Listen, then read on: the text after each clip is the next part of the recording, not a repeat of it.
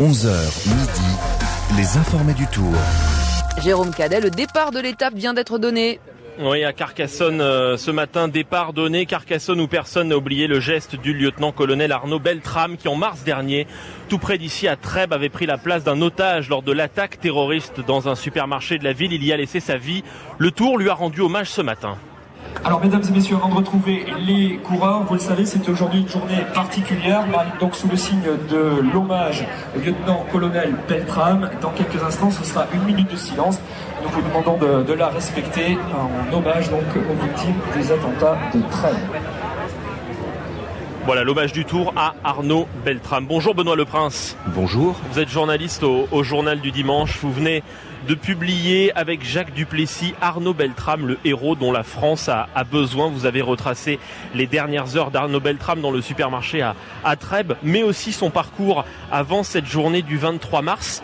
Il avait croisé la route du Tour de France, comme de nombreux gendarmes d'ailleurs.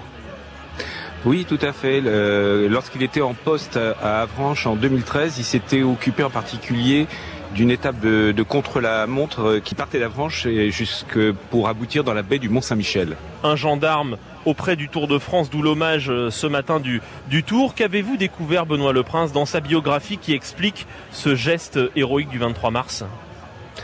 Arnaud Beltrame, dès sa plus tendre enfance, rêvait de devenir soldat et gendarme. Gendarme pour protéger les gens. C'était quelqu'un avec un caractère très chevaleresque, idéaliste, ce qui explique probablement son geste dans le supermarché de Trèbes de prendre la place de la caissière otage. C'était un passionné de son métier de gendarme.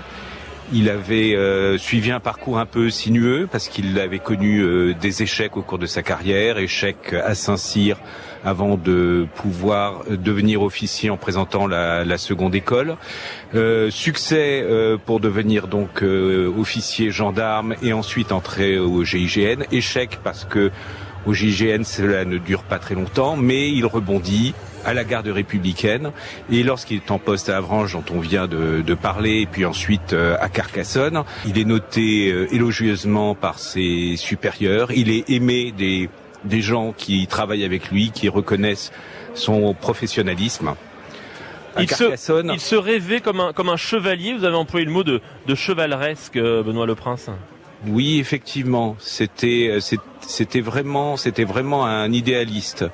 De ce point de vue-là, tout dans sa vie professionnelle, c'est-à-dire quand il partait en opération avec ses hommes, c'est ce que racontent par exemple les gendarmes d'Avranches, il considérait qu'il devait être en tête.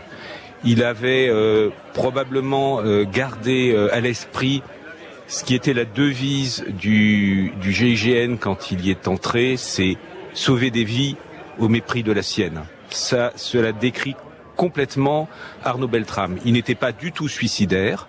Paradoxalement, c'était quelqu'un de posé, de réfléchi, mais en même temps, il avait cette espèce de panache qui faisait que lorsqu'il sentait un danger, il se portait immédiatement en tête.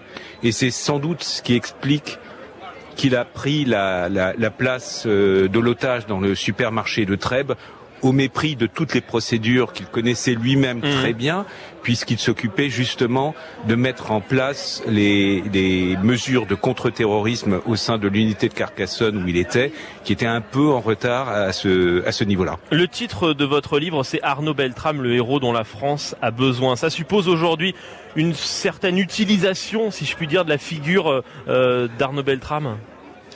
Oui, bien sûr, il a été récupéré par des politiques, aussi par une certaine frange religieuse, alors que son parcours est plus compliqué que ça, puisqu'il se définit à la fois comme chrétien fervent et franc-maçon actif, alors que normalement ces deux croyances, ces deux philosophies, si on peut dire, sont censées être incompatibles, en tout cas vu du côté de l'Église catholique. Pour ceux qui jugent son acte, c'est partagé. C'est-à-dire qu'il y en a qui considèrent que c'est un héros. Il y a des gendarmes qui diront il a fait son devoir même s'il n'a pas suivi les procédures. Ce qu'il faut aussi voir, c'est que c'est un héros parce qu'il est symbole de vie. contrairement aux terroristes qui sont symboles de mort. Lui, il a donné sa vie pour que d'autres gens vivent, c'est-à-dire l'otage dont il avait pris la place, mais aussi tous les gens qui étaient encore dans les rayons du supermarché sous la menace du terroriste. Alors qu'un terroriste, lui, donne sa vie pour emporter d'autres vies.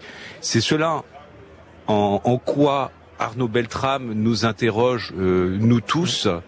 Serions-nous capables de faire ce qu'il a fait si nous étions dans les mêmes conditions que lui? Merci Benoît Leprince. Je rappelle le titre de votre livre, Arnaud Beltrame, le héros dont la France a besoin, aux éditions de l'Observatoire. Le Tour lui a rendu hommage ce matin, le Tour qui s'était lancé de Carcassonne il y a quelques minutes. On va partir sur la route. Ici à Carcassonne, on va se retrouver dans 2 minutes. Agathe Mavé.